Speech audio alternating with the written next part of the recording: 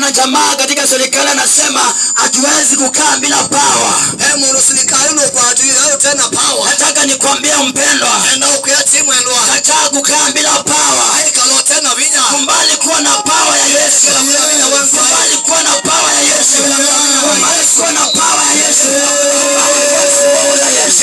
Biashara yako ipate nguvu ya Mungu. Ndoa yako ipate nguvu. Uwezo wa Roho Mtakatifu. Bwana Yesu asifiwe sana. Yesu hata iwe.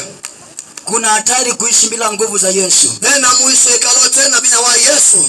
Kuna hatari kukaa mbali na Yesu. Tena muishi hekalo wa sana Yesu.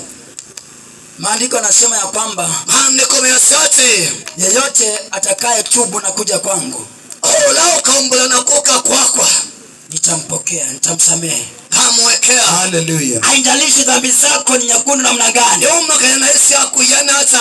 Haijalishi umekuwa mchawi kwa miaka mingapi. Yoma kana uwete vinayana hata. Kila Yesu anachohitaji, kila Yesu kwenda kwako, ni hatua yako ya imani. Ni kosa itambe ya mwekeo. Moyo wako uliombondeka. Wewosu wangu ya kuitulikita. Ambao unasema niko tayari. Ukwasa ni tayari. Nimpokee Yesu. Nimwose Yesu. Nimpokee Bwana. Nimwose Yesu. Ili niwe na uzima. Ewe na layo tasa. Uzima tu. Natida. Ile uzima kwa utele.